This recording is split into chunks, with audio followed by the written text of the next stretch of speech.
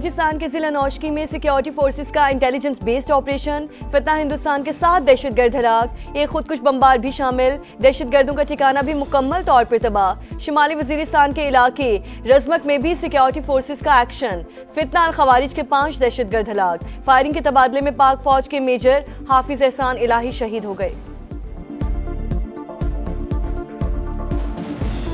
وزیر اعظم شہباز شریف کی نواز شریف سے ملاقات، ملک کی مجموعی اور سیاسی صورتحال پر تفصیلی تبادلہ خیال۔ نائب وزیر اعظم اسحاق ڈار بھی ملاقات میں موجود تھے۔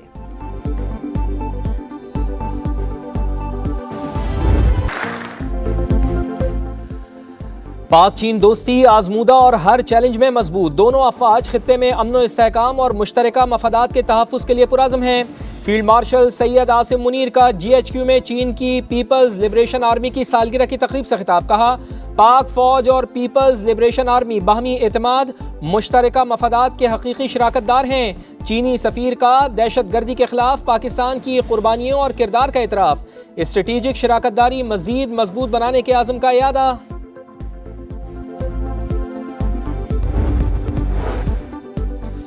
افغان طالبان رجیم کی گرفت کمزور، صوبہ بدخشاں میں مزاحمت کا زور، مزاحمتی گروپس نے نئے حملوں کی ذمہ داری قبول کر لی۔ ریڈیو فری یورپ کے مطابق شمالی افغانستان طالبان رجیم کے لیے سیکیورٹی چیلنج بن چکا۔ یفتل، زیبک، ارگو کشم میں طالبان کے ٹھکانوں کو نشانہ بنایا گیا۔ گوریلا کارروائیوں میں اضافے سے طالبان رجیم کے رٹ پر سوالات اٹھنے لگے۔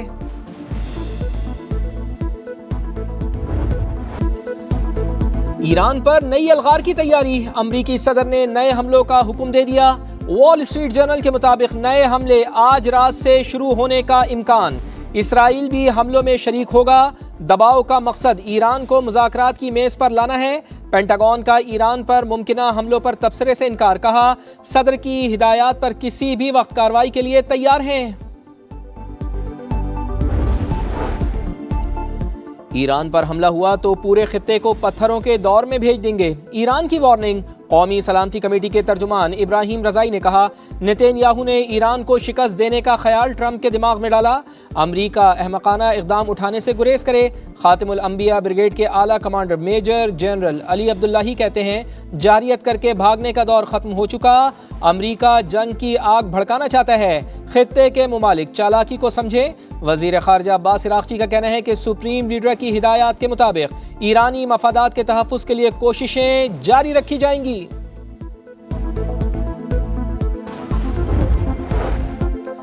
امریکہ کے خلاف جنگ میں ایران فاتح، اسپیکر باقر قالیباف کا دعویٰ، کہا کامیابی کو دستاویزی شکل دینا ہماری ذمہ داری ہے۔ سپریم لیڈر کے مشیر محسن رضائی کہتے ہیں آبنائے ہرمز خطے کے ممالک کا معاملہ، امریکہ کی موجودگی ناقابل قبول ہے، تہران خود کو واشنگٹن کے ساتھ حالت جنگ میں سمجھتا ہے۔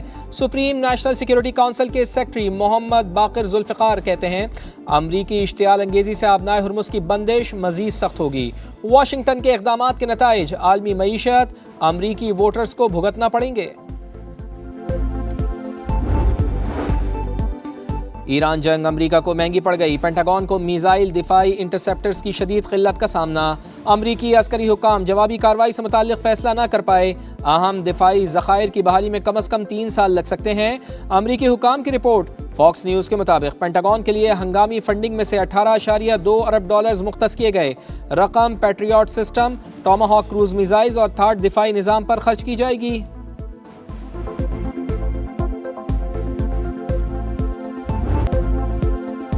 آزاد کشمیر انتخابات کا دوسرا مرحلہ، مظفر آباد ڈویژن کی 9 عام نشستوں پر کل ووٹ ڈالے جائیں گے۔ کشمیری مہاجرین کی 12 نشستوں پر بھی پولنگ شیڈیول، پولنگ صبح 8 سے شام 5 بجے تک جاری رہے گی۔ 17 لاکھ سے زائد ووٹرز اپنا حق رائے دہی استعمال کریں گے۔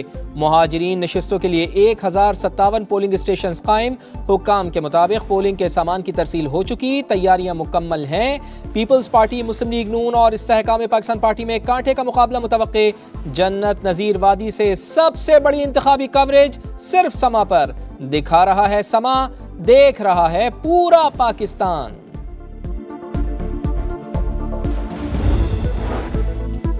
مسلم لیگ نون ہمیشہ دھاندلی سے اقتدار میں آئی، 2024 میں نواز شریف، شہباز شریف، مریم نواز اپنے سیٹ پر ہارے، یہ مانگے تانگے کی حکومت میں بیٹھے ہیں، ہم نہیں۔ پیپلز پارٹی رہنما سعید غنی نے لفظوں کے تیر برسا دیے، کہا سندھ کے عوام اور منتخب لوگ کہتے ہیں نئے صوبے بنانے کی کوئی ضرورت نہیں تو پنجاب سے کسی کو حق نہیں کہ نئے صوبے بنانے کا کہے۔ پیپلز پارٹی سندھ کے لوگوں کی نمائندگی کرتے ہوئے کہتی ہے کہ نیا صوبہ نہیں بننا چاہیے۔ پنجاب اسمبلی نے 2 نئے صوبوں کی قرارداد منظور کی، مطلب وہ نئے صوبے چاہتے ہیں۔ پنجاب کے وزراء ایک دائرے میں بند، انہیں سندھ کے متعلق کچھ نہیں پتا۔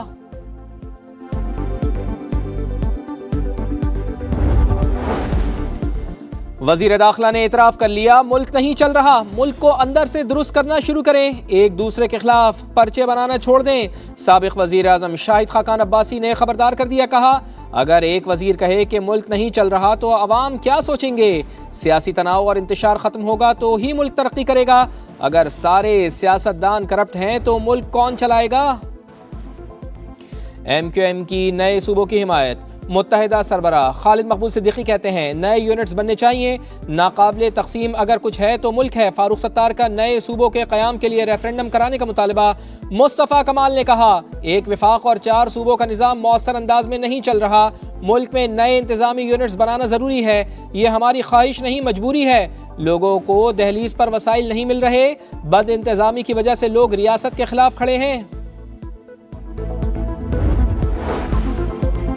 نظام کی تبدیلی کی بات کرتے ہیں، سب نے مل کر کام خراب کیا، باتیں کرنے سے مسائل حل نہیں ہوتے۔ امیر جماعت اسلامی حافظ نعیم الرحمان کی گفتگو، کہا جو آئین میں موجود ہے اس پر عمل نہیں ہو رہا۔ پیپلز پارٹی اور نون لیگ میں نورا کشتی چل رہی ہے۔ بلاول بھٹو نے فارم 47 کی بات کی، وہ خود فارم 47 کی پیداوار ہیں۔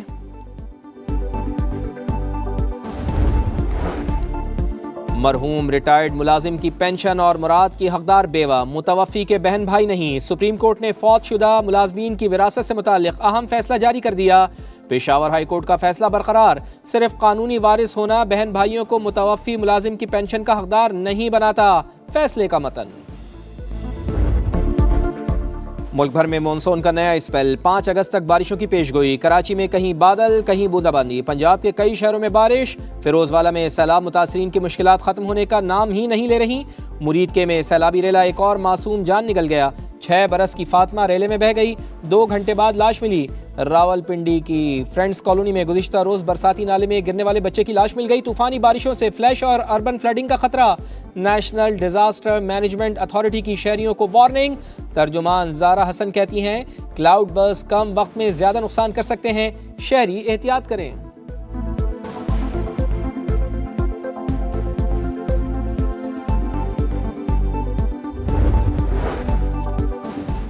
نوجوان تاجر میر رضا کے قاتلوں کی تلاش، کراچی پولیس نے گلستان جوہر کی نرسری سے ملازم کو حراست میں لے لیا۔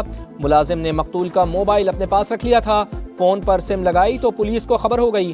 تفتیش حکام کا 50% سے زائد کیس حل کرنے کا دعویٰ۔ پوسٹ مارٹم رپورٹ کے مطابق میر رضا کو ایک گولی سینے کے قریب ماری گئی، لاش کو جلانے کے شواہد نہیں ملے۔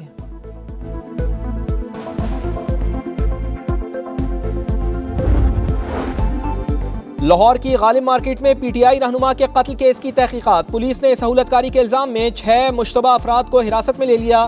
واردات میں استعمال گاڑی بھی تحویل میں لے لی۔ حکام کے مطابق شوٹرز کو لانے والی گاڑی رینٹ پر لی گئی تھی۔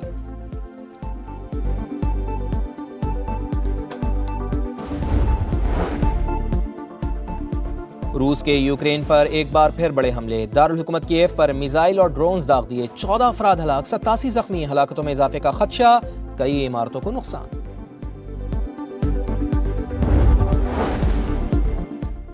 سہانے مستقبل کے خواب کی قیمت زندگی، مراکش سے اسپین میں داخل ہونے کی کوشش کے دوران ہلاک تارکین وطن کی تعداد 67 ہو چلی، متعدد افراد سمندر میں ڈوب گئے، کئی بھگدڑ کے باعث جان کی بازی ہار گئے۔